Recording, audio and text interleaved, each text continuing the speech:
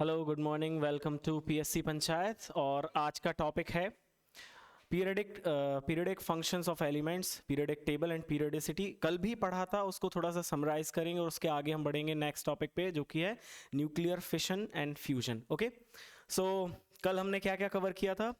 Periodic table. Who was the father of periodic table? Who was the father of periodic table? Mendeleev. Firstly, Mendeleev created the periodic table on the basis of atomic masses of the elements. He arranged the elements in the increasing order of their atomic masses. Okay. Uh, Horizontal lines are called as periods and vertical columns are called as groups. There were how many groups in Mendeleev's periodic table? No, in Mendeleev's periodic table, there were 7 periods and 9 groups at that time. Okay, उसके drawbacks क्या थे? हम्म okay, हाँ, तो उनको क्या बोलते हैं? हम उन स्पेशीज को क्या बोलते हैं जिनके एटॉमिक मासेस सेम रहते हैं बट नंबर डिफरेंट रहता है? Isobars. Okay, those are isobars. So no place for isobar were fixed, no place for hydrogen was fixed. Okay, hydrogen भी आवारा। ओके, उसके बाद अच्छा, इसके एग्जाम्पल क्या थे? मैंने दो एग्जाम्पल दिए थे, कोबाल्ट और nickel. Cobalt and nickel having 58.9 and 58.6 AMU respectively. So इनको सेपरेट प्लेस नहीं मिली थी। ओके, हाँ। तीसरा था elements which are chemically similar such as gold and platinum were had been placed in different groups. Okay, fourth है वो तो hydrogen was not given. उसके बाद फिर मॉडर्न पीरियडिक टेबल बनाई, किसने बनाई? मोज़िली। ओके, उसका स्टेटमेंट क्या था? Physical and chemical properties of elements are a periodic function of their atomic number. He arranged the elements in the order of increasing atomic number. Okay, there were 7 periods and 18 groups in the modern periodic table. Classification किया था उसने 4 blocks में, उसको divide किया था। First block was S block elements, second P block elements, D block elements and F block elements. मैंने समझाया था एसपीडीएफ ब्लॉक एलिमेंट्स क्या हैं, जिनका इलेक्ट्रॉनिक कॉन्फ़िगरेशन एस पे ख़त्म होता है, वो एस ब्लॉक में आएंगे, पी पे, डी पे और एफ पे सिमिलरली। ओके, आगे मैं और एक एक्स्ट्रा क्लास लेके अच्छे से और समझा दूंगा, बट आपको इतना भी है नहीं। पीरियडिसिटी क्या थी?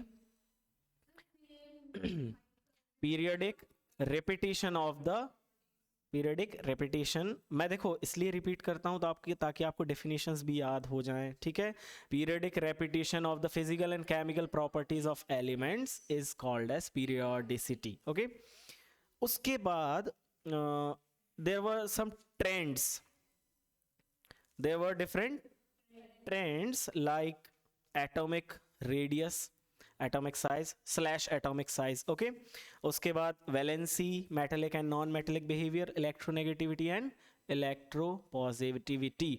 इसको मैं आज एक टेबल के फॉर्म में आपको बताऊंगा। ठीक है, तो आप भी लिख लेंगे इसको। हाँ, वो भी है, trends in modern periodic table. जो हमने कल समझा था उसी को आज एक टेबल फॉर्म में लिखेंगे। पहले मैं लिखता हूं left to right. Okay, what? when we move from left to right in a periodic table, what happens?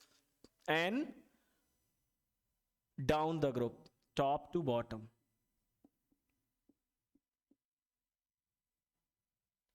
Groups और यहां पर पीरियड्स। ये फिर हम क्या करेंगे? पहला पॉइंट है इसमें एटॉमिक रेडियाई और size.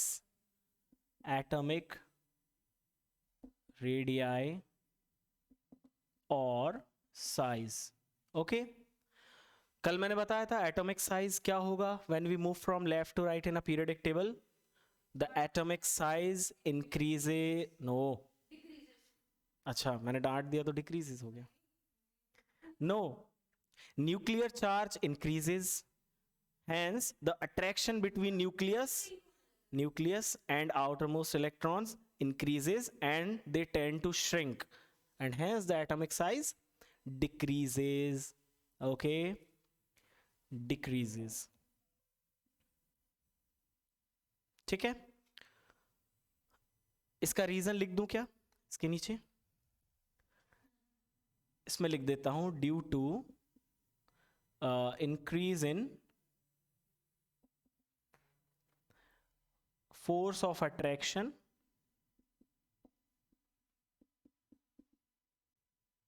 between nucleus and outermost electrons. चलो, ओके. और यहां क्या होगा एटॉमिक साइज का?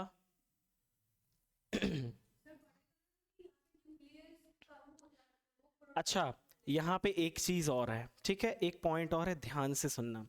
जब हम लेफ्ट टू राइट जाते हैं एक पीरियोडिक टेबल में, तो मैंने क्या बोला? Size decreases. बट जैसे ही हम सेकेंड लास्ट और लास्ट एलिमेंट पे आते हैं, the size abruptly increases. Okay, हाँ, एक और एक्सेप्शन, ठीक है. दिस इज बिकॉज, अच्छा उसका रीजन भी तो है, सुनिए. दिस इज बिकॉज एक शेल में पहले कितना इलेक्ट्रॉन था? सबसे पहले एक था आउटर मोस्ट में, फिर दो हुए, फिर 3, 4, 5, 6. जैसे ही सातवां आता है, तो मुझे एक बात बताइए, अगर ये शेल है और पहले तो एक था, दो थे, 3 थे, 4 थे, 5, 6, 7, अब इनके बीच जो है भीड़ बढ़ रही है, तो मुझे एक बात बताइए कि ये सभी नेगेटिवली चार्ज्ड हैं, they will repel each other. तो क्या होगा जब बहुत ज्यादा कंजेस्टेड हो जाएगा? तो they will repel each other. Okay, so nuclear charge तो बढ़ रहा है, बट क्या होता है शेल्स के बीच, शेल्स बहुत ज्यादा कंजेस्टेड हो जाती है, आउटर मोस्ट शेल, तो इलेक्ट्रॉन इलेक्ट्रॉन रिपल्शन जो है वो क्या हो जाता है? इंक्रीज हो जाता है. अब वो इंक्रीज होगा, एक दूसरे से दूर भागेंगे, तो वे क्या करेंगे? आउटर मोस्ट ऑर्बिट को अब एक्सपैंड करेंगे, है ना? श्रिंक करने की बजाय एक्सपैंड करेंगे. So the atomic size abruptly increases. और नोबल गैसेस जो होती हैं, जो सबसे ज्यादा राइट में होती हैं, सबसे ज्यादा राइट में कौन होता है? Noble gases. उनमें कितने इलेक्ट्रॉन्स होते हैं आउटर मोस्ट में? 8 इलेक्ट्रॉन्स होते हैं ना, तभी तो वो नोबल गैसेस हैं. Okay, completely filled orbit. So जब 8 हो जाते हैं ना, तो साइज फिर एकदम से बढ़ जाता है.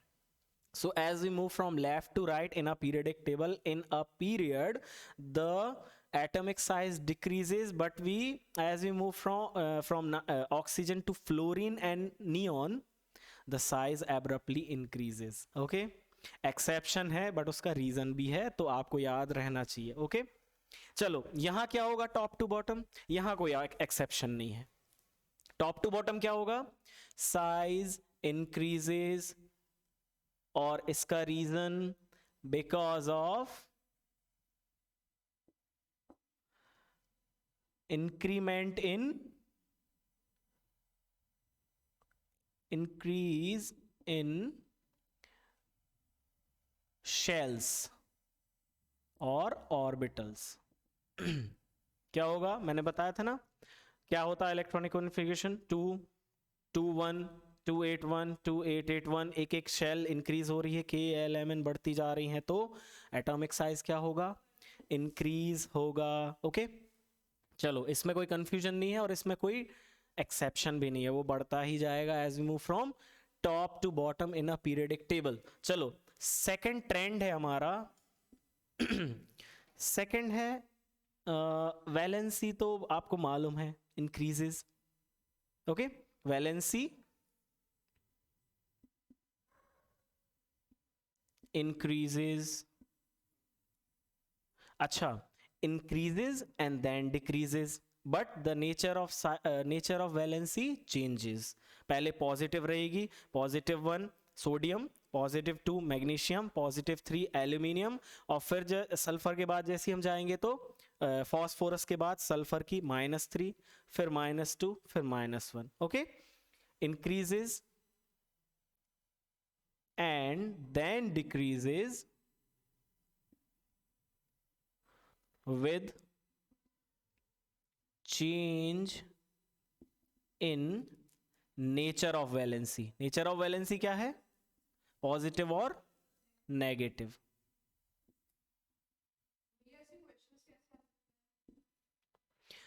इसके क्वेश्चन ऐसे आएंगे कि what are the different trends in modern periodic table. तो आप क्या बोलोगे? Difference in atomic size, valency और metallic behaviour, non metallic behaviour और इलेक्ट्रोनेगेटिविटी, डज इट इंक्रीज और डिक्रीज. और मल्टीपल चॉइस क्वेश्चन में क्या आ सकता है? मैं अभी बताऊंगा कि वो पूछेगा फ्लोरीन की साइज ज़्यादा है या क्लोरीन की साइज ज़्यादा है, तो क्या बोलोगे आप? फ्लोरीन और क्लोरीन एक ही ग्रुप में रहते हैं. ओके, फ्लोरीन ऊपर रहता है और क्लोरीन नीचे रहता है. तो नीचे रहेगा तो डाउन द ग्रुप क्या होता है? Size increase due the increment in orbitals. Okay, चलो देखेंगे, हम क्वेश्चन करेंगे इसके. क्या हुआ अनमोल? क्यों? चलो कोई नहीं, पानी पीना है. चलो, वैलेंसी क्या होगी डाउन द ग्रुप? खुशी, down the group valency remains same, क्योंकि 2 1 2 8 1 2 8 8 1 2 8 18 1 जब ये रहेगा तो आउटर मोस्ट में कितने इलेक्ट्रॉन्स हैं? क्यों अनमोल? एक एक इलेक्ट्रॉन्स है ना सबके. मैंने बोला था सबके आउटर मोस्ट में सेम नंबर ऑफ इलेक्ट्रॉन रहेंगे, तो वैलेंसी रिमेन्स सेम. जैसे लिथियम की क्या थी? +1, सोडियम की +1, पोटेशियम की +1, वो एक ही ग्रुप में नीचे आते जाते हैं. ठीक है, चलो तीसरा है. तीसरा क्या है? Metallic behaviour. What? Metallic behaviour. अब मुझे बताओ, आप लोगों को कल समझाया था मेटेलिक बिहेवियर का क्या होता है, जल्दी से. मेटल्स क्या होते हैं? Which tend to lose their electrons from outer most shell, and non metals are which attract the electrons of the other atoms. Okay, so मुझे ये बताओ कि as you move from left to right in a periodic table, nuclear charge increases and its capacity to attract other electrons also increases. तो वो increase कर रहा है तो metallic behavior खत्म हो रहा है and the tending towards non-metallic behavior. So metallic behavior decreases. ठीक है, और इसी में आप लिखोगे non-metallic behavior increases. What? ठीक है अनमोल?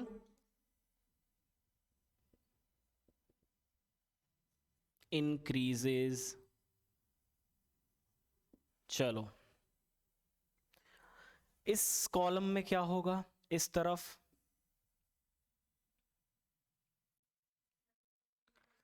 डोंट वरी, आप लोग को ये समझते हुए भी चल रहे हैं. पॉसिबिलिटी ऑलमोस्ट 100% है कि याद नहीं रहने वाला है, बट हम क्या करेंगे, बीच बीच में इसको रिवाइज करते रहेंगे, डिस्कस करते रहेंगे और क्वेश्चंस भी करते रहेंगे. जैसे जैसे आप प्रैक्टिस करते रहोगे आपको ये चीजें. मेटेलिक बिहेवियर, अच्छा मुझे ये बताइए कि मेटेलिक बिहेवियर क्या है? Tendency to lose electron. और मैंने बोला था कि down the group nuclear charge तो बढ़ता है, बट शेल क्या होती है? शेल क्या होती है? इंक्रीज होती हैं. तो due to the increment in the orbitals, the distance from the nucleus to the outermost orbital increases and their force of attraction also decreases. तो ऊपर अगर सोडियम है उसमें 3 ही शेल थी और पोटेशियम में 4 शेल हैं, तो पोटेशियम अपने इलेक्ट्रॉन्स को जल्दी लूज कर देगा. तो क्या होगा? Metallic behaviour increases. समझ में आया? Okay, metallic behavior increases, okay, and non-metallic behavior decreases.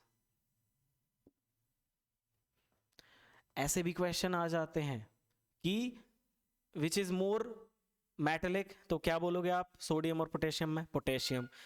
But बोलोगे विच इज मोर नॉन मेटेलिक, आप तो बोलोगे कि पोटेशियम और सोडियम दोनों मेटल्स हैं. बट अगर उसने पूछ लिया कि विच इज मोर नॉन मेटेलिक, तो आप क्या बोलोगे? सोडियम. ओके, क्योंकि potassium is more metallic, so sodium should be more non metallic. IITs में ऐसे क्वेश्चन आते हैं.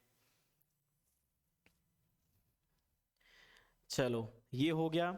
इसके बाद है, बोर्ड तो भर गया है, चलो मैं इसको रफ करके इलेक्ट्रोपॉजिटिविटी और इलेक्ट्रोनेगेटिविटी बताता हूं. इसके बाद ये खत्म, फिर न्यूक्लियर फिशन एंड फ्यूजन पे आएंगे अपन. Periodic table. ओके, किसके? नहीं, उसमें बहुत ज़्यादा नहीं है, ज़्यादा स्टडी इसी की है.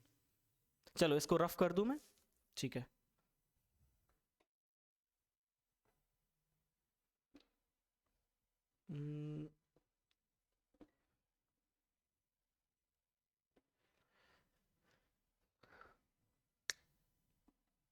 सब कुछ मिटा दिया.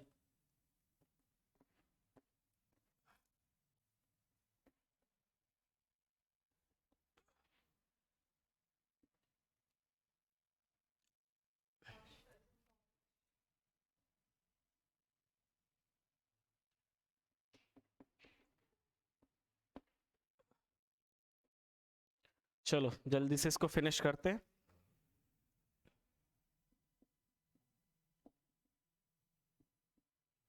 चलो फोर्थ पॉइंट क्या है? Electronegativity. What? Electronegativity. What is electronegativity? Tendency to attract the electrons of other atoms is known as electronegativity. So as we move from left to right in a period, the nuclear charge increases. Okay, Khushi? Right. Nuclear charge increases, but number of shell remains same. So the distance remains same, but nuclear charge goes on increasing. So उसका nucleus का power बढ़ रहा है, तो वो ज़्यादा attract करेगा. Okay, simple. So electronegativity increases. और इसमें रीजन लिखना है तो क्या लिख लेना ब्रैकेट में? As the nuclear charge increases. और यहां क्या होगा इलेक्ट्रोनेगेटिविटी का? टॉप टू बॉटम क्या होना चाहिए? डिक्रीज होना चाहिए. क्यों अनमोल? क्योंकि वही एटॉमिक साइज इंक्रीज हो रहा है, तो न्यूक्लियस दूर हो रहा है. डिक्रीजेस. ओके, किसमें? डिक्रीजेस में आप रीजन लिखोगे as the atomic size increases the, हाँ, size increases, the distance from nucleus and the outer most shell increases. From the nucleus to the outermost shell increases. चलो फिफ्थ पॉइंट है electropositivity. क्या है?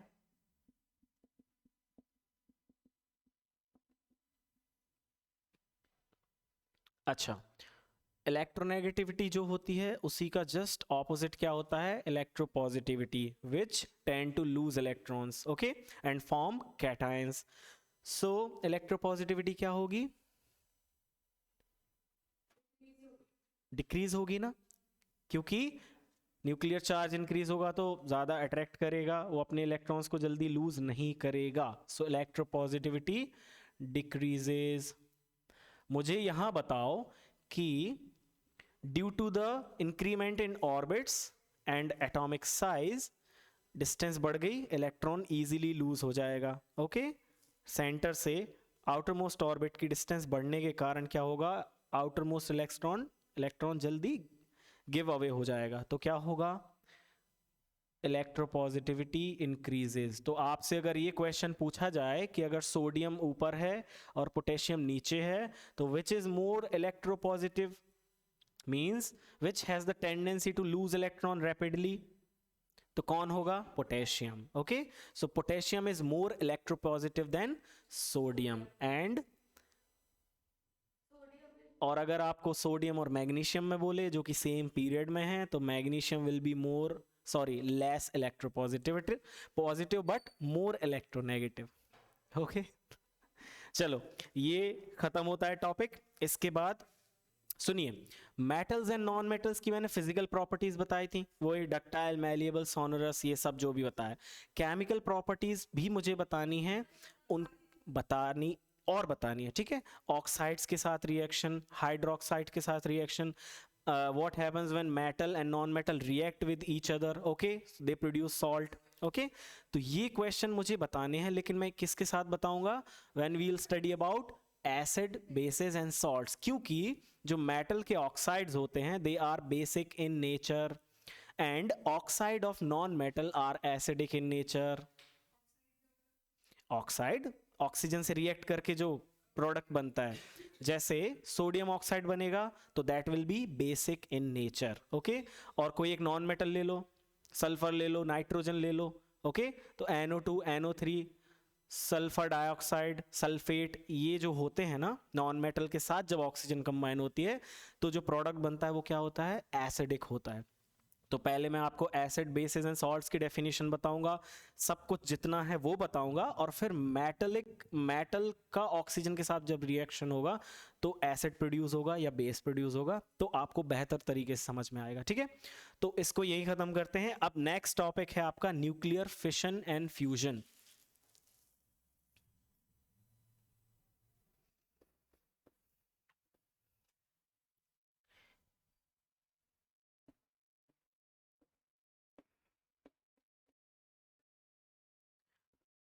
है,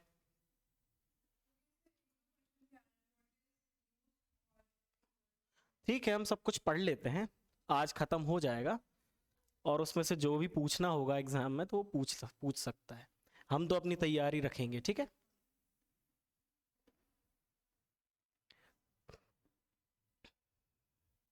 hydrogen bomb, nuclear reactor, ये सब. चलो, सबसे पहले तो हम ये देखते हैं, मैंने आपको बताया था कि एलिमेंट को रिप्रेजेंट कैसे किया जाता है, सिंबल क्या है. पहले चलो मैं टॉपिक लिख लेता हूं, न्यूक्लियर फिशन एंड फ्यूजन. पहले फिशन पढ़ेंगे, उसके बाद फ्यूजन पढ़ेंगे. ठीक है, an element is represented as capital X, नीचे एटॉमिक नंबर, ऊपर मास नंबर. ओके, जो ऊपर नंबर लिखा रहेगा that will be its atomic mass, and नीचे जो रहेगा वो एटॉमिक नंबर होगा. लिखो, लिख लो. न्यूक्लियस इज रिप्रेजेंटेड एज, उसके बाद ये लिखना, न्यूक्लियस इज रिप्रेजेंटेड एज, फिर ये ZXA,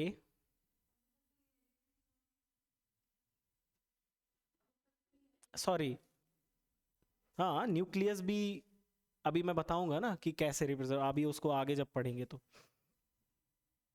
where Z is the number of protons,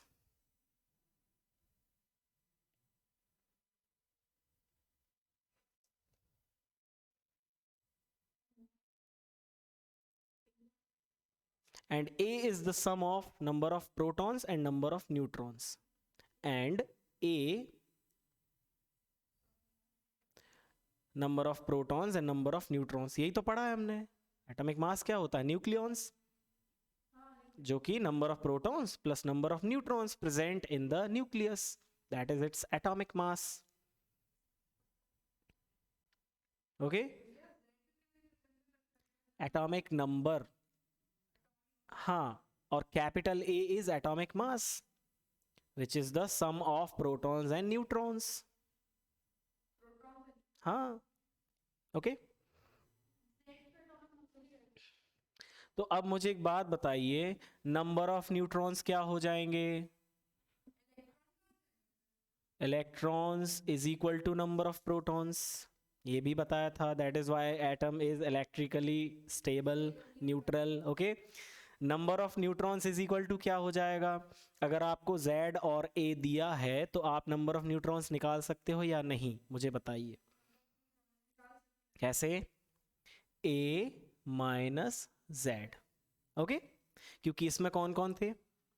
number of protons और न्यूट्रॉन्स, और इसमें कौन है? Number of protons. तो प्रोटॉन्स हटा दिए तो न्यूट्रॉन्स बचे, so number of neutrons is equal to A minus Z।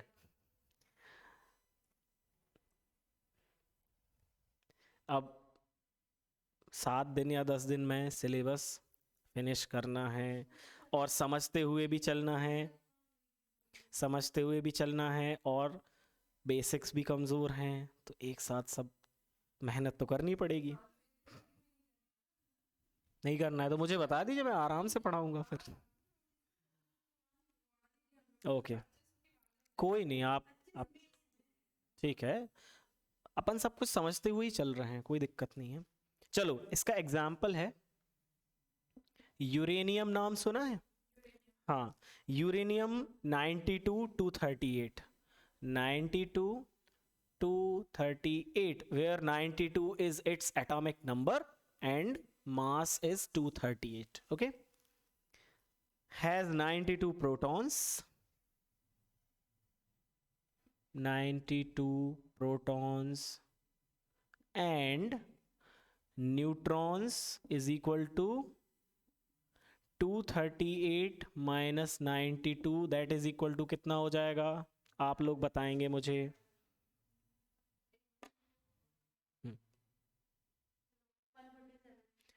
पक्का या 146? 8 में से 2 गए, कितने हुए? ठीक है, तो 146 न्यूट्रॉन्स, ओके। खुशी, एटॉमिक मास क्या था? 238, एटॉमिक नंबर क्या था? 92, कितने न्यूट्रॉन्स बचे? 146, एंड टोटल 238 न्यूक्लियॉन्स, क्या बोल सकते हैं? 238 न्यूक्लियॉन्स, ओके। चलो, अब हेडिंग डालो फिशन।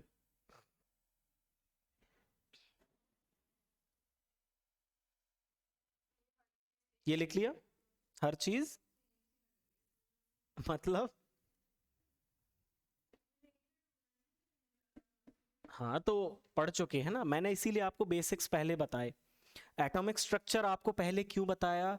क्योंकि उसी मतलब उसी लेवल पे सारे रिएक्शंस होते हैं, तो वो तो हर बार आना ही है। एटॉमिक मास, एटॉमिक नंबर, वो तो हर हर चैप्टर में आएगा, हर टॉपिक में आएगा। आपको न्यूक्लियर चार्ज बताया था तो पीरियोडिक टेबल में आ गया, उसी के बेसिस में हमने ट्रेंड्स देखे, न्यूक्लियर चार्ज बढ़ने से क्या हो रहा है, एटॉमिक साइज बढ़ रही है, घट रही है, वैलेंसी बढ़ रही है, घट रही, क्या हो रहा है, सब उसी पे। इसलिए मैंने वो चीज़ आपको सबसे पहले बताई ताकि आप समझ सकें। चलो, फिशन। अच्छा, फिशन का मतलब क्या होता है? फिशन का मतलब होता है टूटना। क्या होता है? टूटना। सो सिंपल है, न्यूक्लियर फिशन का मतलब है जब एक न्यूक्लियस टूट के दो उसमें डिवाइड हो जाता है पार्ट्स में, तो उसको हम क्या बोलते हैं? न्यूक्लियर फिशन बोलते हैं। अब ये होता कैसे है, इसको लिख लेते हैं। लिखो,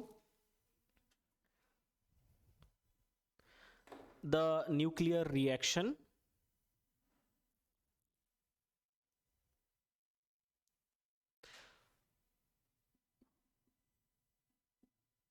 the nuclear reaction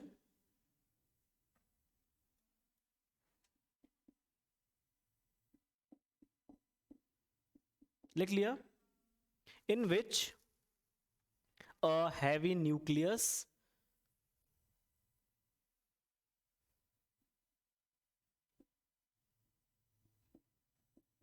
splits into two nuclei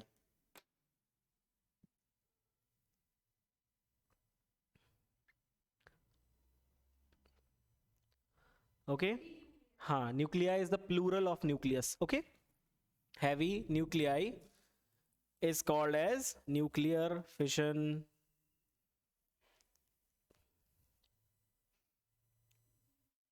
ठीक है, अब इसमें क्या होता है, जब ये न्यूक्लियस ब्रेक होके दो पार्ट्स में डिवाइड होता है, a lot of energy is released and this energy is known as nuclear energy. Very good. Okay, as simple as that. हाँ, लिखो. The energy released in the nuclear fission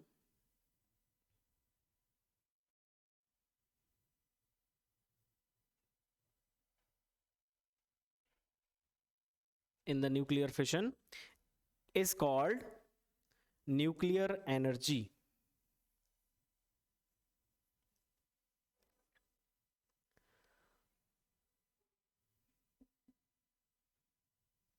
अब ये सबसे पहले किसने डेमोन्स्ट्रेट किया था, ये लिख लेते हैं थोड़ा सा info. Demonstrated by Strassmann and Hahn. Strassmann and Hahn, HAHN. Okay,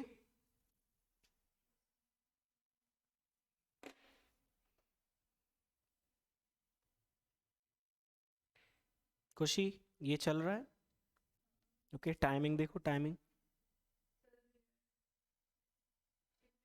okay okay, चलो. Nuclear fission was demonstrated by Strassman and Owen. They found that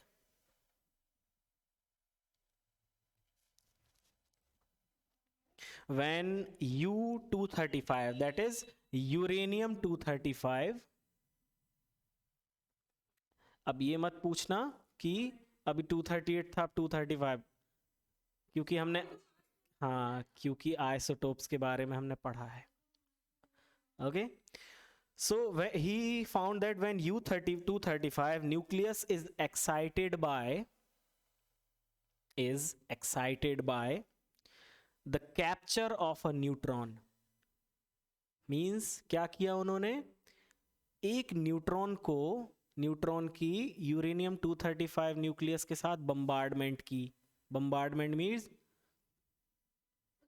हाँ वही बम्बार्डमेंट, ठीक है. तो यूरेनियम 235 न्यूक्लियस की जब एक न्यूट्रॉन के साथ, मतलब न्यूट्रॉन को उससे कोलाइड किया, तो क्या हुआ, लिखो आगे. कहां तक लिखा, capture of a neutron is excited by the capture of a neutron. It splits into two nuclei.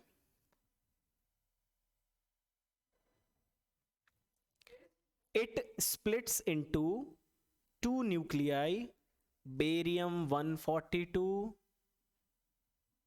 and krypton. krypton भी सुना है आपने, krypton 92. ओके, ठीक है. क्या हुआ, यूरेनियम 235 की न्यूक्लियस की जब एक प्रोटॉन के साथ बम्बार्डमेंट हुई तो बेरियम 142 और krypton 92, it splitted into these two. Okay, this is known as fission. ठीक है, अब इसके आगे मैं आपको प्रॉपरली लिख के दे रहा हूं. यूरेनियम 92 235 और न्यूट्रॉन का, न्यूट्रॉन को ऐसे रिप्रेजेंट करते हैं. ठीक है, न्यूट्रॉन को ऐसे रिप्रेजेंट करते हैं. यूरेनियम 92 236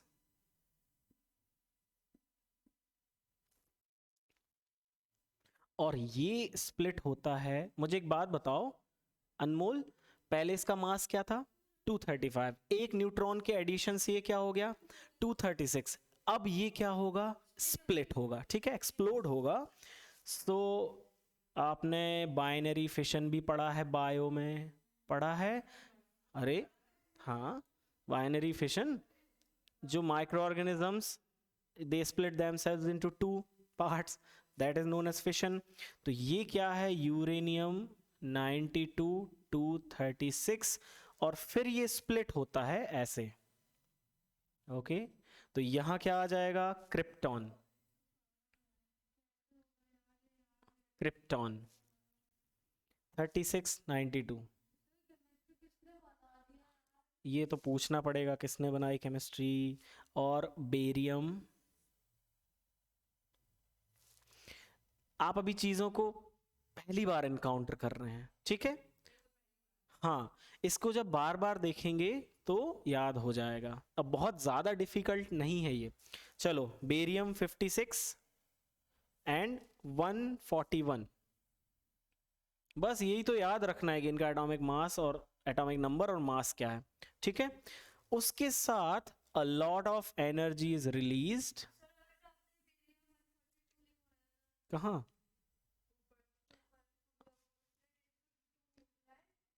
अच्छा हाँ, एक minute. Krypton 92, okay.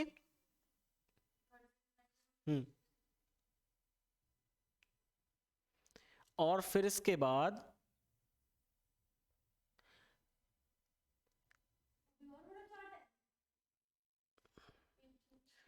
3 neutrons are released. क्या? 3 न्यूट्रॉन्स, ये न्यूट्रॉन्स बने हुए हैं 3 टाइम्स, इसको लिख लेना यहाँ पे, 3 टाइम्स N10।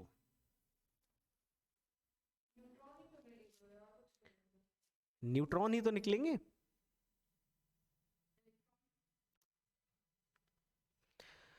ये जाके न्यूक्लियस पे अटैक कर रहा है ना, न्यूक्लियस में थोड़ी इलेक्ट्रॉन होते हैं, ओके। न्यूट्रॉन जब स्प्लिट होगा, सॉरी, न्यूक्लियस जब स्प्लिट होगा तो वहां से न्यूट्रॉन ही निकलेंगे, ओके। और ये जो होता है ये अनस्टेबल है। क्या है? Unstable nucleus. अनस्टेबल मतलब अब पहले तो वो अपने अरेंजमेंट में था, जो भी जैसा एटम रहता है इनिशियली, क्यों अनमोल? पहले वो अपनी व्यवस्था में था, फिर एक न्यूट्रॉन का इन्वॉल्वमेंट हुआ, उसकी व्यवस्था बिगड़ गई, उसकी वजह से ये बहुत अनस्टेबल हो गया अंदर से। अनस्टेबिलिटी के कारण ये एक्सप्लोड हो जाता है, ठीक है। और एक्सप्लोड जब होता है, so there is lot of energy is released with the release of 3 different neutrons. 3 neutron और अलग होते हैं, ठीक है। मेरे ख्याल से यहाँ पे 92, 42 और यहाँ 141 ही आना चाहिए, क्योंकि जब आप काउंट करेंगे सो 2 और 1 3 और 3 6, तो 36 ही होना चाहिए, ओके। कुछ चीज़ें ऐसी हैं केमिस्ट्री में अनएक्सेप्टेबल हैं, आप सोचेंगे क्या हो रहा है, बट लर्न भी करना पड़ता है और याद भी करना पड़ता है। चलो, कुछ नहीं होगा, वही होगा जो हम करेंगे। अब आपको लिखना है चेन रिएक्शन, ठीक है।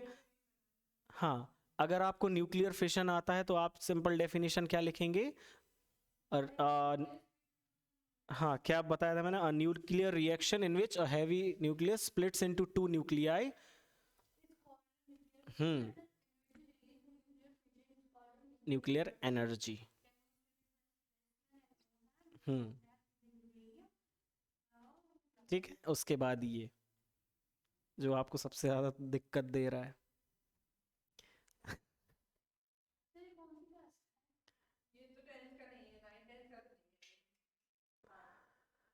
एक्चुअली फिजिक्स का पोर्शन है, बट आपके यूनिट 2 में दिया हुआ है केमिस्ट्री में, तो मैं वही सोच रहा था कि ये फिजिक्स का जो सिलेबस है ये केमिस्ट्री में क्यों दिया हुआ है। आपके इसमें नहीं है। हम्म।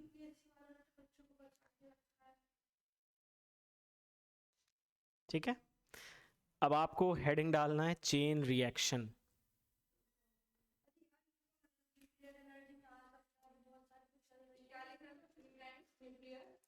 3 टाइम्स न्यूट्रॉन मतलब 3 न्यूट्रॉन्स, ओके। ये जो है ये न्यूट्रॉन्स हैं।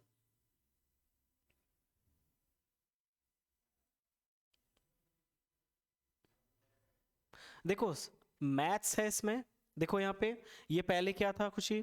92 235, एक न्यूट्रॉन जुड़ गया उसमें, तो न्यूट्रॉन कहाँ जाता है? न्यूक्लियस में। न्यूक्लियस में गया तो उसका न्यूक्लियर मास 236 हो गया, ये दिस रिमेन्स कांस्टेंट, ओके।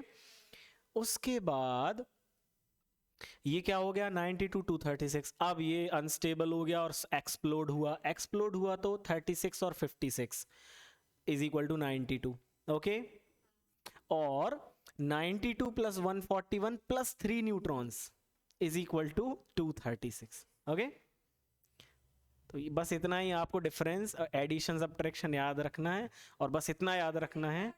हाँ ठीक है, बस दो बता देना, क्रिप्टॉन, बस इतना याद रखना, बेरियम और क्रिप्टॉन, और with the release of lot of energy and 3 neutrons. अब क्या होता है, इसके आगे की कहानी सुनो। जब ये 3 न्यूट्रॉन्स रिलीज होते हैं, तो ये तो एक न्यूक्लियस है, बट क्या एक न्यूक्लियस अलग से करते होंगे? नहीं, पूरा एलिमेंट रहता है, पूरा मैटर। तो वो मैटर में जब और 3 neutron when they collide with other nucleus, तो और एक्सप्लोजन होता है। ठीक है, 3 न्यूट्रॉन 3 न्यूक्लियस से जाएंगे तो कितने न्यूट्रॉन निकलेंगे? 3 न्यूट्रॉन जब 3 न्यूक्लियस से बम्बार्डमेंट होगी तो कितने होंगे रिलीज? 9। एक से 3, दूसरे से 3, तीसरे से 3, टोटल नंबर ऑफ 9। वो 9 जब अगले 3 से, सॉरी अगले 9 से, तो कितने हो गए? And this increases exponentially. Okay, a huge amount of energy is released in a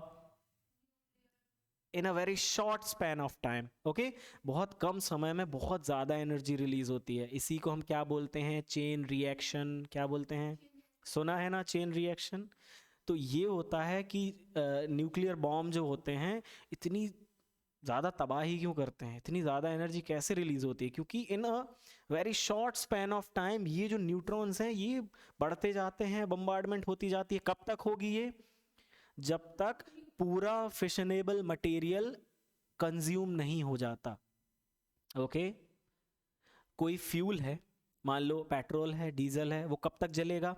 जब तक वो खत्म ना हो जाए पूरा। ओके, तो ये कब तक चलेगा चेन रिएक्शन? जब तक वो मटेरियल, जितना मटेरियल हमने यूरेनियम लिया है, ओके, जब तक वो खत्म नहीं हो जाएगा तब तक ये कंटिन्यू रहेगी प्रोसेस।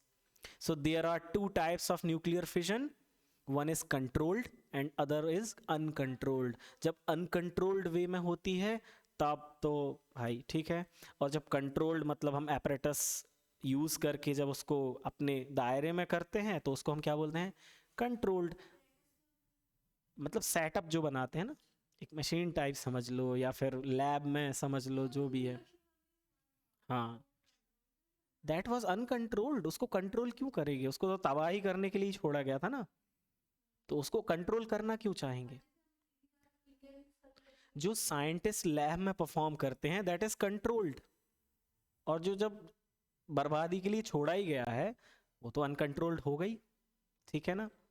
और इतना ध्यान में रखते हैं कि जो मटेरियल यूज कर रहे हैं इनिशियली वो इतना हो कि बस वहीं तक तबाही हुआ, ऐसा ना हो कि यहाँ तक आ जाए। ठीक है, समझ रहे हो ना? क्या? हाँ, कल ही तुम ही तो बोल रही थी कि हमें टेररिस्ट नहीं बनना। चलो लिखो chain reaction. What is chain reaction?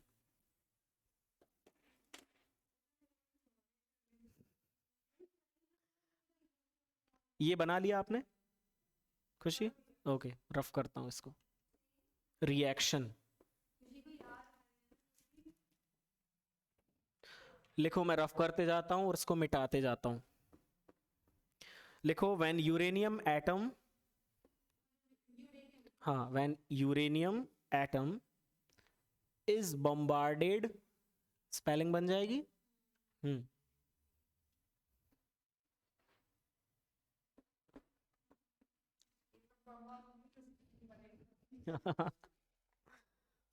when uranium atom is bombarded with slow neutrons। अच्छा, ये जो न्यूट्रॉन्स की जो बम्बार्डमेंट है ये स्पीड बहुत ज़्यादा हाई नहीं होती है, थोड़ी सी कम ही रखते हैं उसको। ठीक है,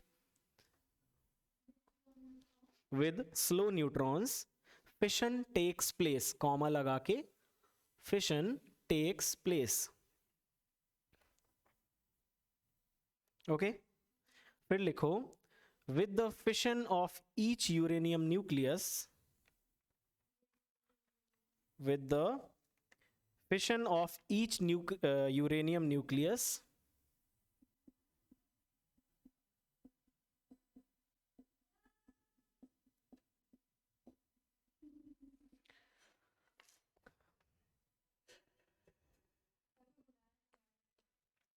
with the fission of each uranium nucleus,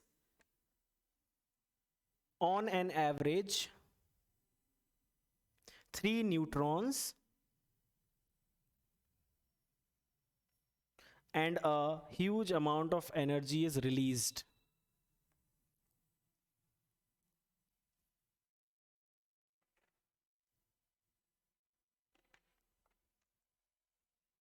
okay, लिख लिया? तो क्या बोला मैंने, क्या लिखा आपने? Slow neutron. हम्म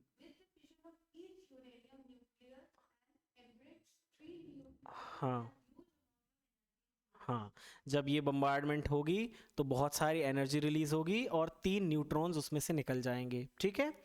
इसके बाद लिखो द, क्योंकि यूरेनियम ही, हाँ यूरेनियम ही वो मटेरियल है जो कि न्यूक्लियर रिएक्शन के लिए कैपेबल है बहुत ज़्यादा। पूछ के देखना। नहीं, it is not available that easy. Okay,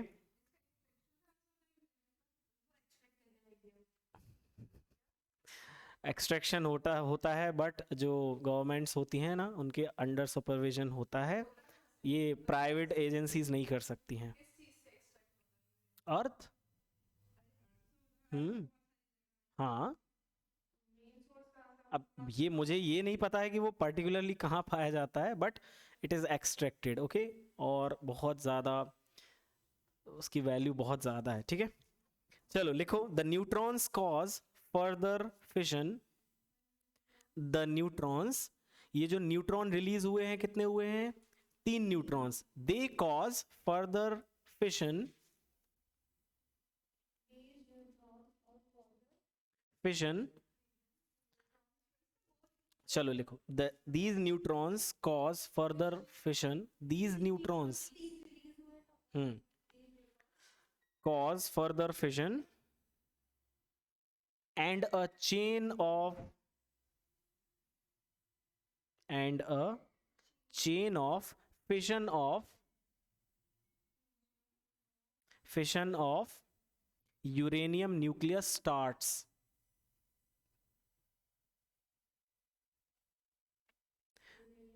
Nucleus starts, which continues till,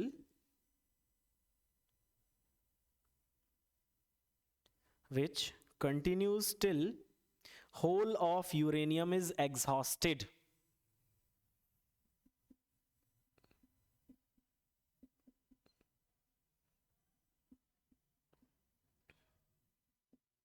लिख लिया? क्या लिखा?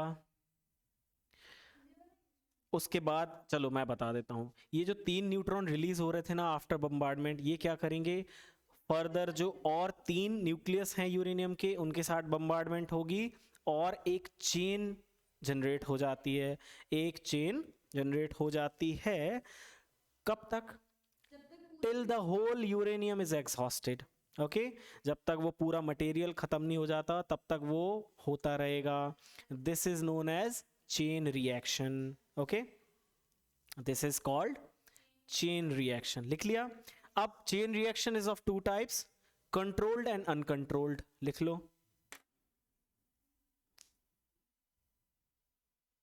Controlled and uncontrolled.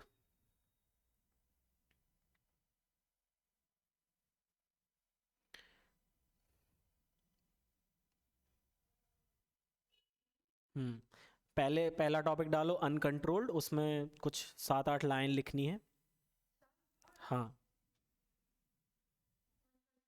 ठीक है, उसमें लिखो uncontrolled.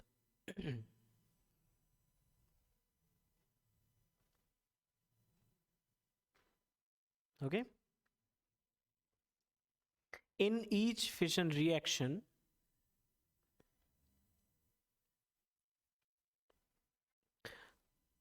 three more neutrons are produced.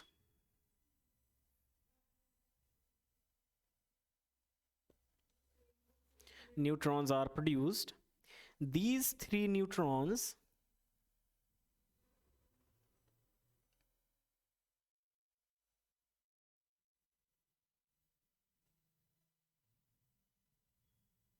लिख लिया? may cause the fission of other 3, may cause the fission of other 3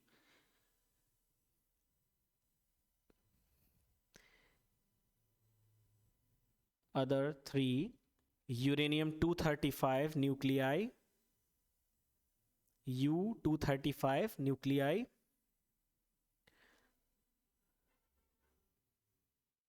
producing 9 neutrons and so on, producing 9 neutrons and so on. Okay, as a result,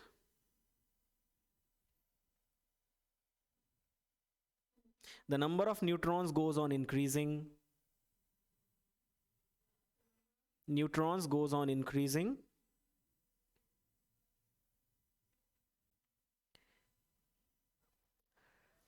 till the whole of fissionable material is consumed, till the whole of fissionable material is consumed.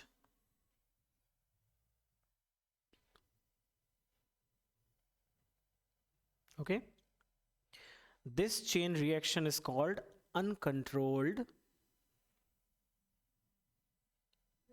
chain reaction, is called uncontrolled or explosive chain reaction.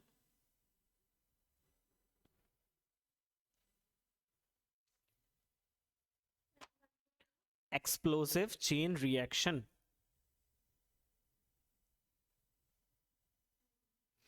This reaction proceeds very quickly.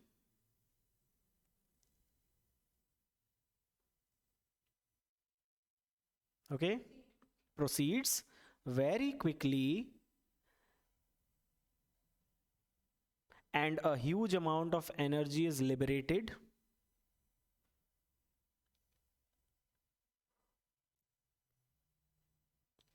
Energy is liberated in a very short time. In a very short time. इसमें लिखने का ही है, आपको जब exam में आएगा तो यही सब लिखना है आपको, ठीक है. अब कंट्रोल्ड लिख लेते हैं. कंट्रोल्ड क्या है? नहीं नहीं, बस वही है. अनकंट्रोल्ड क्या है बताना बस है हमें. क्योंकि देखो, कंट्रोल्ड हो चाहे अनकंट्रोल्ड हो, प्रोसेस तो वही हो रही है, लेकिन हम उसको कितना कंट्रोल कर पा रहे हैं बस हमें ये बताना है. और कंट्रोल जब नहीं कर पाते हैं तो अनकंट्रोल्ड. ओके, कंट्रोल लिख लिया. कंट्रोल लिखोगे ना, इसके अभी जो मैं लिखवा रहा हूं वो लिखोगे, इसके बाद फ्यूजन लिखेंगे, न्यूक्लियर रिएक्टर देखेंगे और खत्म. ठीक है. कंट्रोल्ड में लिखो a fission chain reaction,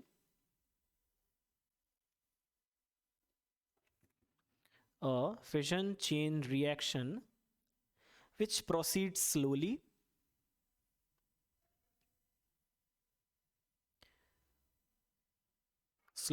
without any explosion, proceeds slowly without any explosion,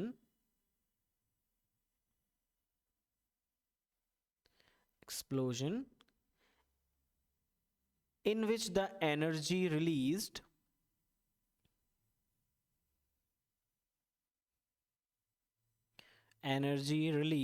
can be controlled,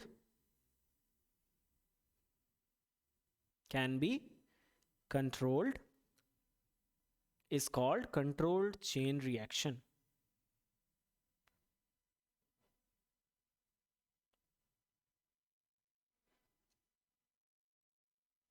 Okay,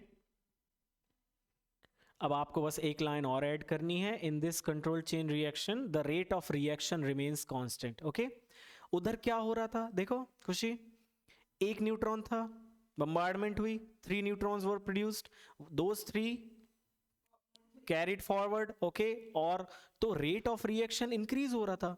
but controlled में क्या होता है, rate of reaction remains constant. Okay, लिख लिया. The rate of reaction remains constant in controlled nuclear reaction, chain reaction. चलो, atom bomb पढ़ना है, बता दो. चलो, अब न्यूक्लियर फ्यूजन पे, सॉरी फिशन पे कौन सी चीज बेस्ड है? वो न्यूक्लियर रिएक्टर. सुना है? नहीं सुना? अनमोल ने नहीं सुना, ठीक है। न्यूक्लियर रिएक्टर देख लेते हैं, उसका सेटअप देख लेते हैं। उसमें 5 चीज़ें हैं, एक एक लाइन की समझ में आ जाएंगे। लिखो न्यूक्लियर रिएक्टर।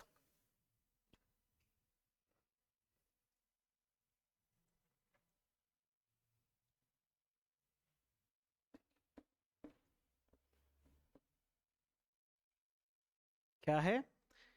Nuclear reactor. अब मुझे एक बात बताओ, जो न्यूक्लियर रिएक्टर होगा वो कंट्रोल्ड होगा या अनकंट्रोल्ड? तो बता सकते हो खुशी, आप बता सकते हो अनकंट्रोल्ड होगा या कंट्रोल्ड होगा?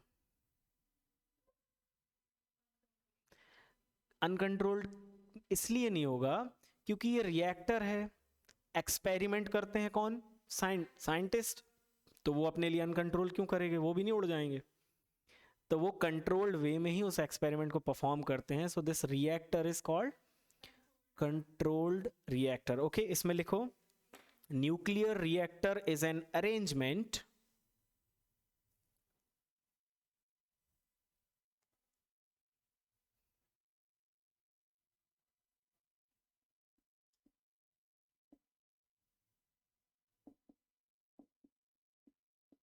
लिख लिया, is an arrangement in which controlled nuclear fission reaction takes place.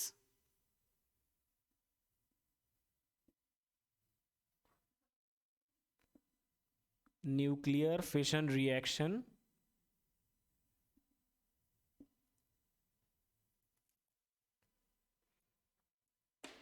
takes place. Okay, इसमें लिखो ऐसे एरो बना के, फर्स्टली एस्टैब्लिश्ड इन शिकागो,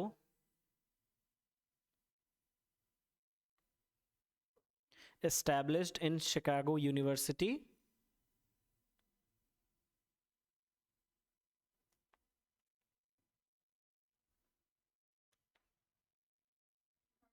हाँ शिकागो यूनिवर्सिटी, और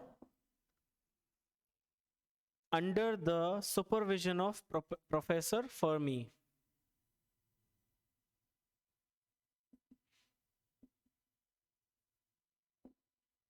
Okay, under the supervision of Professor Fermi. अब इसके कंपोनेंट्स लिख लो, ठीक है, कि इसमें क्या क्या होता है अंदर रिएक्टर में, कौन कौन से कंपोनेंट्स होते हैं। आपको 15 मिनट और लिखना है और फिर ख़त्म, ठीक है, मैंने पहले ही बता दिया तो माइंड वैसा सेट हो जाता है। अब लिखो कंपोनेंट, लिख लिए। पहला लिखो फिशनेबल फ्यूल। फिशनेबल फ्यूल,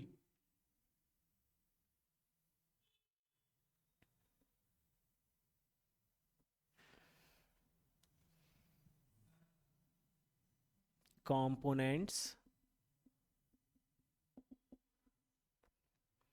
पहला है फिशनेबल फ्यूल। फिशनेबल फ्यूल मतलब जैसे हमने यूरेनियम लिया था वैसे ही कौन कौन से, आपने पूछा था यूरेनियम ही क्यों लेते हैं और कुछ भी ले सकते हैं क्या, उसका आंसर दूंगा मैं, ठीक है। फिशनेबल फ्यूल में है यूरेनियम 235 एंड यूरेनियम 239, ठीक है, लिखो uranium 235 and uranium 239।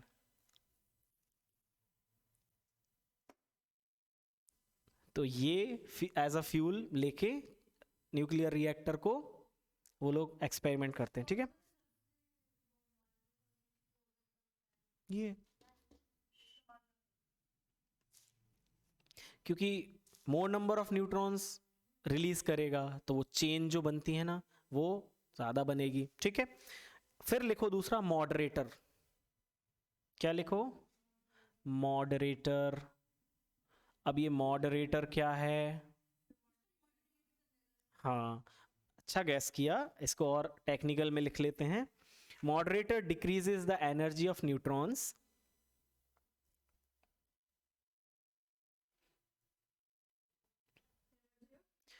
moderator decreases the energy of neutrons,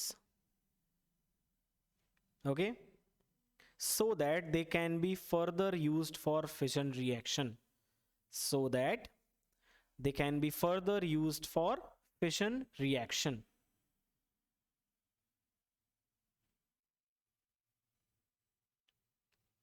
Vaibhav sir से बोलना, कुलदीप सर पढ़ा चुके हैं फिशन एंड फ्यूजन, उनको पढ़ाने की जरूरत नहीं है. हाँ, further fission reaction. Okay, heavy water and graphite are used as moderator. हाँ, हैवी वाटर, अभी मैं बता रहा हूँ हैवी वाटर क्या है. And graphite are used as moderator. मैंने आपको, चलो लिख लो पहले, मैंने आपको क्या बताए थे, आइसोटोप्स बताए थे of hydrogen, 1H1 1H2 1H3. तो 1H1 का नाम क्या था, प्रोटियम, दूसरे का ड्यूटेरियम और तीसरे का ट्राइटियम. ओके, सो पहले वाले का एटॉमिक नंबर 1, मास नंबर 1, दूसरे वाले का 1H2, मास नंबर 2, तीसरे का 1H3. तो उनमें से जो बीच वाला है ड्यूटेरियम जो है, मुझे एक बात बताओ, उसका मास ज़्यादा है, तो वो जो वाटर बनाता है ना, उसको हम क्या बोलते हैं, हैवी वाटर बोलते हैं. क्या बोलते हैं, हैवी वाटर. ओके, तो वो हैवी वाटर यूज होता है जो D2O. अभी अपना क्या था, H2O P2O है ना, तो ड्यूटेरियम का D, तो D2O. तो उस वो जो मॉलिक्यूल होता है ड्यूटेरियम का ऑक्सीजन के साथ जब होता है, तो वो जो वाटर मॉलिक्यूल बनता है उसको हम क्या बोलते हैं, हैवी वाटर. कंज्यूमेबल है ना, हाँ, इट इज कंज्यूमेबल, पर थोड़ा सा कुछ कम ज़्यादा होगा उसका इफेक्ट, देखेंगे अपन उसके बारे में और स्टडी कर लेंगे, क्योंकि इंटरेस्टिंग लग रहा है थोड़ा सा. चलो, तीसरा है कंट्रोल्ड रॉड. कंट्रोल्ड रॉड, अब ये क्या करती होगी, चलो मॉडरेटर में लिख देता हूं, हैवी वाटर एंड ग्रेफाइट. कैसे कंट्रोल करेगी. अच्छा, मुझे एक बात बताओ, कोई भी चीज़ है या कोई भी व्यक्ति है, ठीक है, उसमें बहुत ज़्यादा एनर्जी रहेगी, तो क्या उस एनर्जी का सही यूज़ हो पाएगा, नहीं. जब वो एनर्जी कंट्रोल्ड फॉर्म में रहेगी तभी तो यूज़ हो पाएगा. तो फिशन के दौरान जो न्यूट्रॉन प्रोड्यूस होते हैं, बहुत ज़्यादा एनर्जी होती है, ये मॉडरेटर उस एनर्जी को कंट्रोल करते हैं ताकि वो न्यूट्रॉन्स को आगे भी यूज़ किया जा सके. ओके, इसके बाद control rod, sorry control rod लिखो इसमें, rods of calcium and boron, rods of calcium and boron are used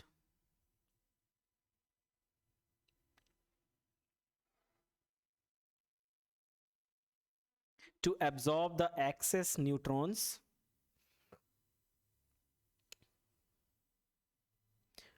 produced in fission.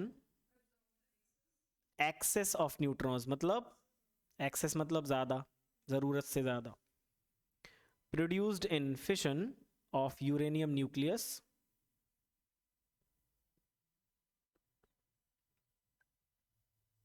so that the chain reaction continues to be controlled. Nucleus, so that the chain reaction continues to be controlled.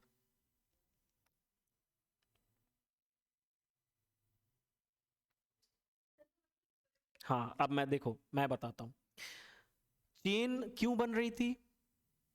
देखो इधर, chain क्यों बन रही थी, एक neutron की bombardment हुई, 3 neutrons produce हुए, 3 से 9 न्यूट्रॉन्स प्रोड्यूस हुए, फिर और ज्यादा प्रोड्यूस हुए, तो ये अनकंट्रोल्ड हो रहा था, इस वजह से चेन बन रही थी. अगर हम हर बार जो एक न्यूट्रॉन प्रोड्यूस हुआ, सॉरी जो 3 प्रोड्यूस हुए, उनमें से 2 को हम एब्जॉर्ब कर लें और वो एक को फिर छोड़ दें, तो वो आगे 3 करेगा, आगे जाके फिर 2 को रख लें, एक को यूज कर लें, तो ये कंट्रोल्ड हो गया ना. Chain will not be possible in that case. तो कंट्रोल रॉड क्या करती है, जो अनवांटेड नंबर ऑफ न्यूट्रॉन्स हैं, एक्सेस ऑफ न्यूट्रॉन्स, उसको एब्जॉर्ब कर लेती है. कौन है, calcium and boron. Okay, absorb कर लेती है, तो बस एक ही न्यूट्रॉन हर बार बचेगा और वो अपना जो रिएक्शन है वो कंट्रोल्ड रहेगा. ओके, नहीं, ऐसा नहीं है। चलो लिखो। हाँ, उनकी प्रॉपर्टीज की वजह से वो एब्जॉर्ब कर ले रहे हैं। यूरेनियम एब्जॉर्ब कहाँ कर पा रहा है? मुझे एक चीज बताइए, यूरेनियम एब्जॉर्ब कर पा रहा है क्या? नहीं कर पा रहा है, इसी की वजह से तो वो एक्सप्लोड हो रहा है। समझ गए? एक्सप्लोड क्यों हो रहा है? क्योंकि एब्जॉर्ब नहीं कर पा रहा है। ठीक है, लिखो कूलेंट। फोर्थ क्या है इसमें? क्या था? Calcium and boron. बस फोर्थ है कूलेंट। अब जो हीट प्रोड्यूस होगी, ऐसा ना हो कि बहुत ज़्यादा हीट हो जाए, ओके, तो वो एनर्जी को हमें एब्जॉर्ब भी तो करना पड़ेगा, तो उसके लिए हम कूलेंट यूज करते हैं। ओके,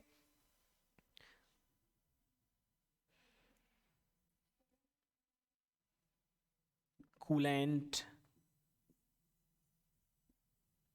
कूलेंट तो आपके बाइक्स में भी लगा होता है, देखा है आपने? हाँ, कार का जब इंजन ज़्यादा गर्म होता है तो कूलेंट का यूज़ करते हैं भैया, ठंडा रखने के लिए पानी भी डालते हैं, ऑयल से भी उसको कूल करते हैं। ठीक है। हम्म। चलो कूलेंट में लिखो, coolant absorbs the large amount of heat produced. Coolant absorbs the large amount of heat produced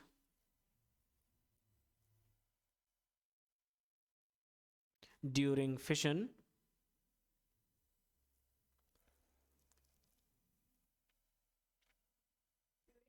fission and prevent the excessive rise in temperature.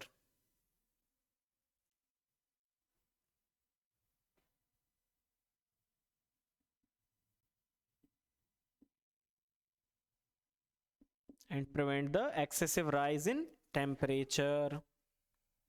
Heavy water, D2O, okay, which is 1H2.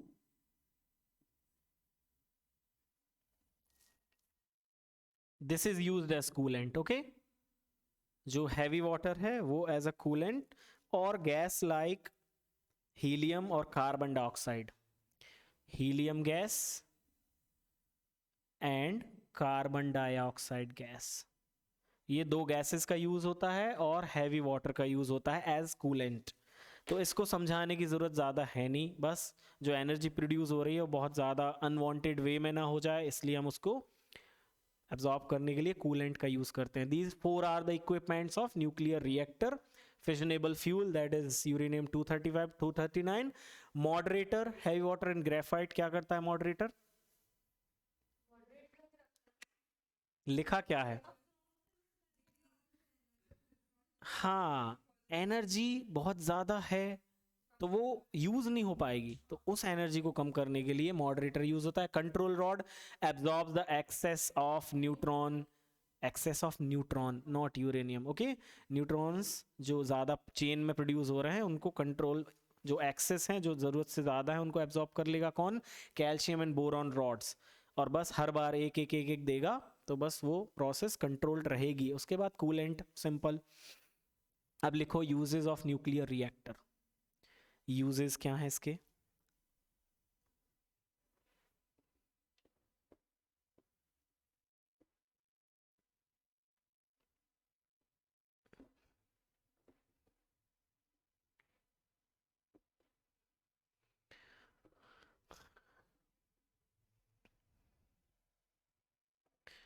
लिखो to produce electrical energy,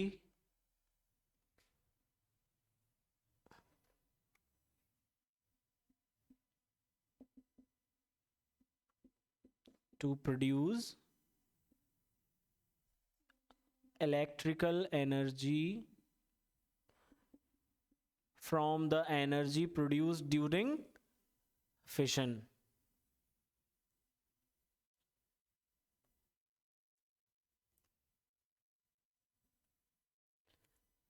जो energy fission से release हुई है उसी energy का use करके क्या produce करते हैं? Electrical energy. सेकंड लिखो to produce different isotopes, to produce different isotopes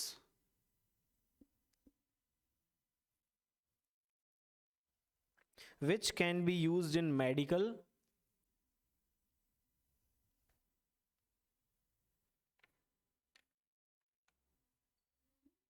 which can be used in medical, agricultural science or physical science.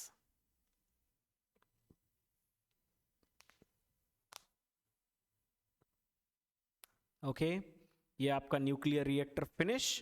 अब सिर्फ आपको न्यूक्लियर फ्यूजन पढ़ना है, उसमें बहुत ज़्यादा नहीं है, सिर्फ डेफिनेशन है, होता क्या है बस ये बताऊंगा, उसके बाद ज़्यादा कुछ है नहीं. ठीक है, फिनिश कर लें इसको. अब लिखिए न्यूक्लियर फ्यूजन.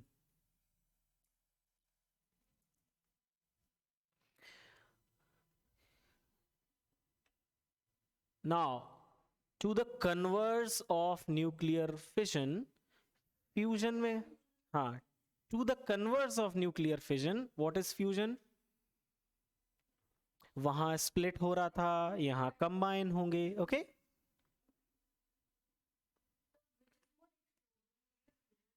मैं अभी बताता हूं, बस 5 मिनट का टाइम, क्योंकि मैं तब बताऊंगा जब आप फ्यूजन समझ जाएंगे ना, तो आप खुद बता पाएंगे कि फिजन इज मोर एक्सप्लोसिव और फ्यूजन, तो आप खुद आंसर करेंगे. चलो लिखो न्यूक्लियर फ्यूजन.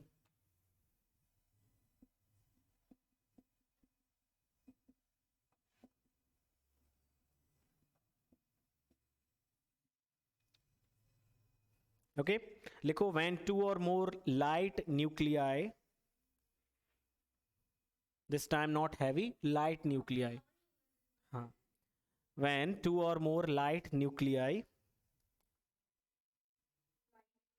हाँ देखते हैं, अभी क्लाइमेक्स आया नहीं है. Okay combine together to form a heavy nucleus.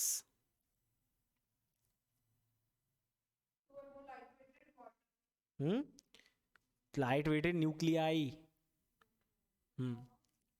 to form, combine together to form a heavier nucleus.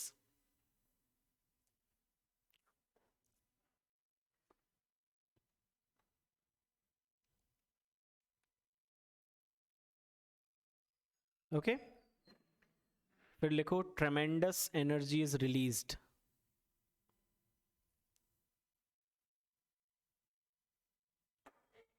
Tremendous energy is released. Okay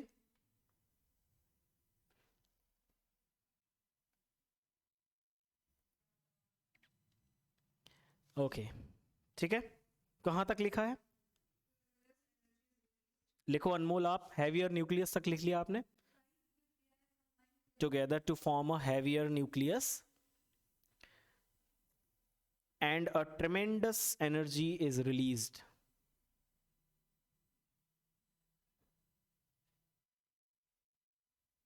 energy is released. देखो आप लोग केमिस्ट्री पढ़ रहे हैं, बेसिक्स भी इतने ज़्यादा स्ट्रॉन्ग नहीं थे, ठीक है, इसलिए आपके लिए तो शायद हाँ सुना सुना लगता है कि ये टर्म भी सुना था, लेकिन कॉन्सेप्चुअली तो पहली बार ही देख रहे हैं, पहली बार देख रहे हैं और समझ में भी आ रहा है, बट कुछ कुछ नहीं भी आ रहा है, तो दिक्कत हो रही है. लेकिन हम जब इसको एक बार और पढ़ेंगे और एक बार और रिवाइज करेंगे, क्योंकि क्वेश्चंस करेंगे, क्वेश्चंस को डील करने के लिए हमें कॉन्सेप्ट्स फिर से रिवाइज करने पड़ेंगे. ओके तो उससे क्या होगा कि आपको और अच्छे तरीके से समझ आएगा, बट अभी ऐसी कंडीशन नहीं है कि आपको कुछ भी समझ में नहीं आ रहा है. ठीक है, तो डरना नहीं है. अब इसमें लिखो न्यूक्लियर फ्यूजन में मैं इक्वेशन लिख देता हूं, 1H2 plus 1H3 gives helium 2H4 plus neutron 0 1 plus 17.6 mega electron volt. Mega electron volt is the unit of energy. Okay इसमें लिख लेना मेगा इलेक्ट्रॉन वोल्ट.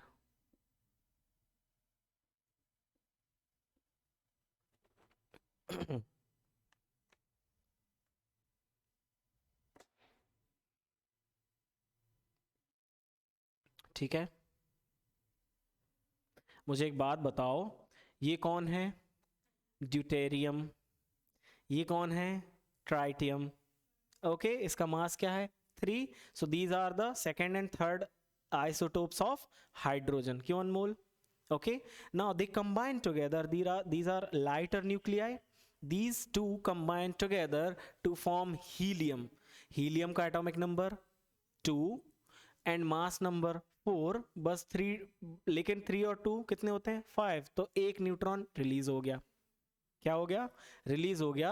इन दोनों आइसोटोप्स ने कंबाइन होके हीलियम बनाया और एक न्यूट्रॉन रिलीज कर दिया। And during this 17.6 mega electron volt energy is released. बहुत ज्यादा एनर्जी होती है ये। ओके, अब लिखो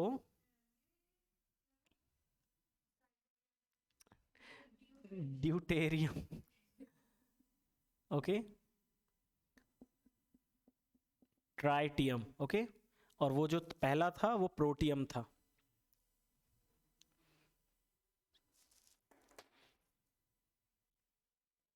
ओके, इसमें क्या हो रहा है? न्यूक्लियस कंबाइन हो रहे हैं और एक सिंगल न्यूक्लियस बना रहे हैं। ठीक है, ऐसे एरो करके लिख लेना।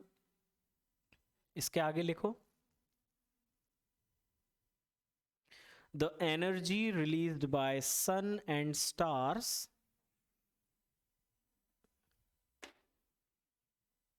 energy released by sun and stars is by nuclear fusion.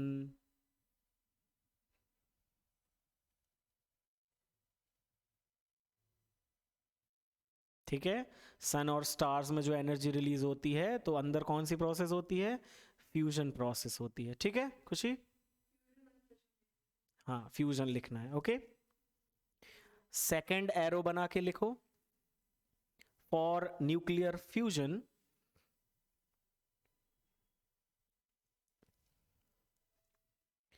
a temperature of order of order of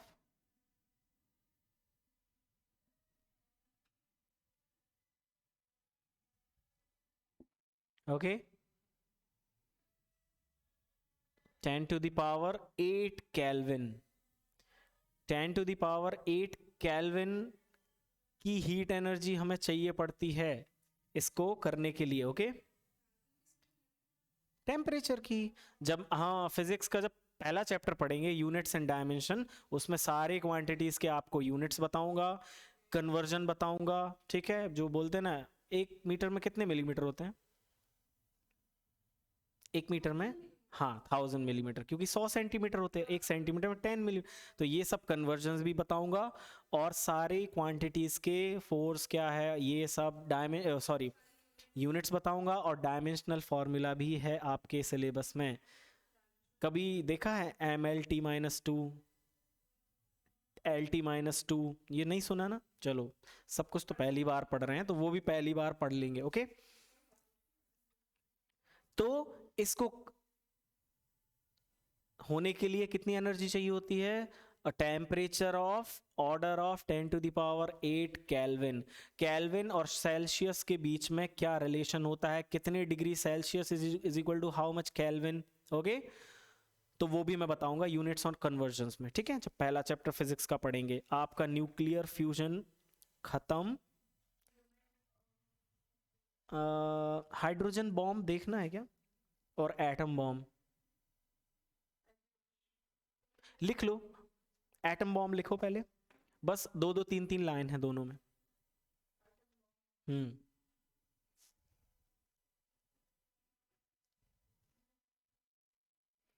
atom bomb में लिखो यूरेनियम 235 एंड प्लूटोनियम। देखो मैंने आपका आंसर दे दिया। Other than uranium plutonium is use. Plutonium 239 क्या? PU, पहला letter capital, दूसरा letter small. हाँ,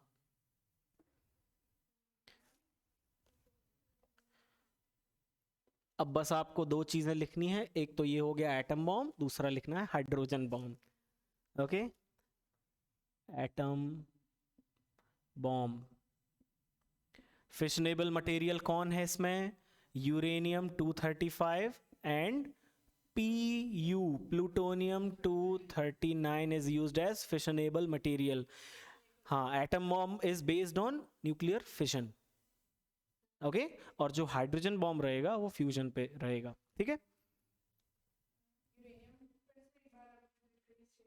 क्या? Plutonium 239 based on nuclear fission. अब लिखो, this bomb was first used by USA. This bomb was first used by USA against Japan. अरे आपने पढ़ा तो है, तो ये कौन सा बॉम्ब है? और न्यूक्लियर रिएक्टर क्या होता है? फिशन होता है ना, फिशन पे, ये फिशन ही तो है। ओके, हाँ, against Japan in second world war.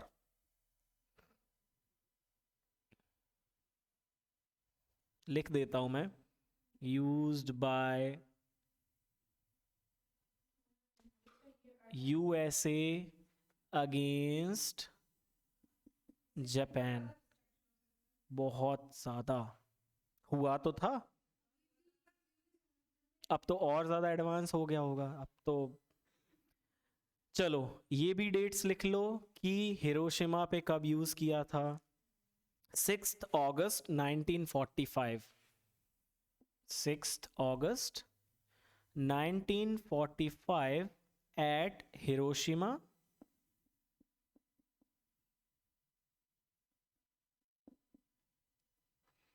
And दूसरा 9 अगस्त 1945 एट नागासाकी, मतलब 3 दिन बाद।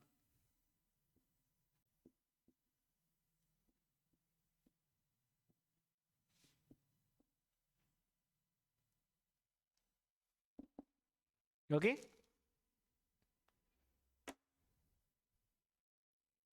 लिख लिया। अब लिखो हाइड्रोजन बॉम्ब।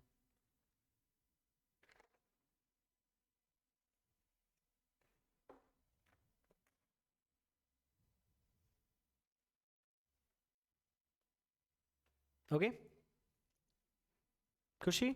लिखो, hydrogen bomb is based on nuclear fusion phenomena.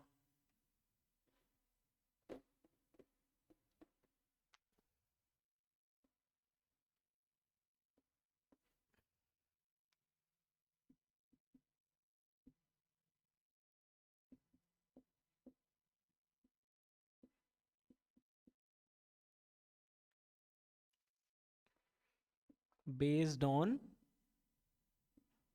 Nuclear fusion.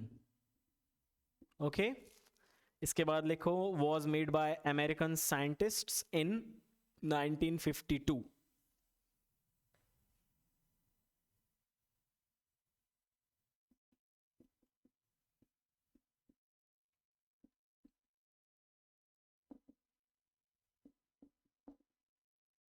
Scientists इसीलिए किसी एक का नाम नहीं है, ठीक है, बहुत सारे साइंटिस्ट थे।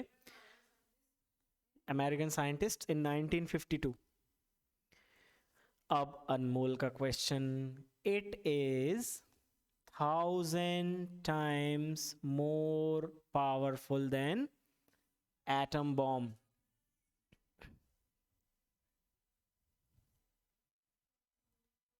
More powerful than atom bomb. Okay, done. Okay, so आज क्या कवर किया? कुछ पीरियडिक टेबल के बेसिक्स, उनके trends, atomic size, valency, electronegativity, electropositivity, whether decreases or increases, metallic behavior increases or decreases. Okay, ये सारी चीजें देखी। उसके बाद हमने nuclear fission and fusion cover किया। It is done. आपका नेक्स्ट टॉपिक जो रहेगा वो रहेगा एसिड्स, बेसिस एंड सॉल्ट्स। और मेटल और नॉन मेटल को भी उसमें मैं इंक्लूड करके बताऊंगा, क्योंकि मेटल ऑक्साइड्स बेसिक होते हैं, नॉन मेटेलिक ऑक्साइड एसिडिक होते हैं, तो कंबाइंड वे में बताऊंगा तो और अच्छे से समझ में आएगा। ठीक है, तो आज की क्लास यहीं फिनिश होती है, कल फिर मिलते हैं एसिड बेसिस एंड सॉल्ट्स के साथ। Thank you.